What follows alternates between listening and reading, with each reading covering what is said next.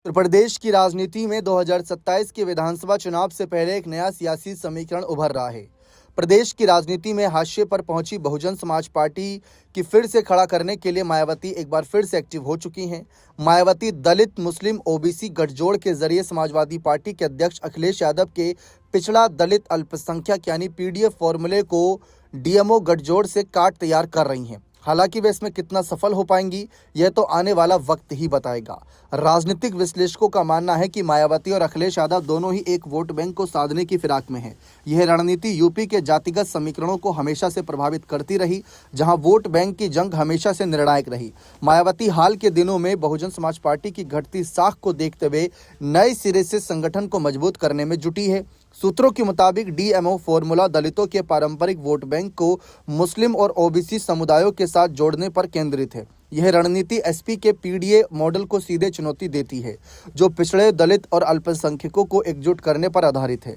अखिलेश यादव ने 2022 के चुनावों में पीडीए को अपनाकर कुछ हद तक सफलता पाई थी, लेकिन बीएसपी की वापसी इसे प्रभावित कर सकती है।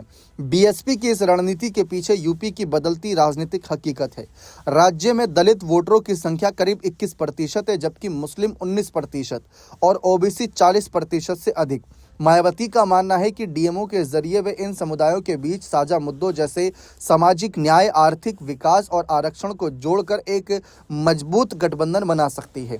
पार्टी के एक वरिष्ठ नेता ने नाम न छापने की शर्त पर बताया कि मायावती जी का फोकस अब ग्राउंड लेवल पर है। वे मुस्लिम ओबीसी नेताओं को पार्टी में शामिल कर रहे हैं ताकि बीएसपी को सिर्फ दलितों की पार्टी ना माना जाए। दूसरी ओर अखिलेश यादव पीडीए को और मजबूत करने की दिशा में काम कर रहे हैं।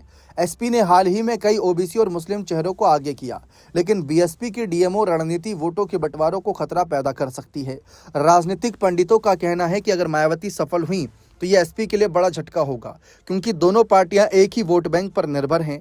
हालांकि बीजेपी की मजबूत स्थिति को देखते हुए यह देखना दिलचस्प होगा कि डीएमओ वर्सेस पीडीए की जंग किस करवट बैठती है। मायावती ने हाल में पार्टी कार्यकर्ताओं से अपील की कि वे गांव-गांव जाकर डीएमओ संदेश फैलाएं।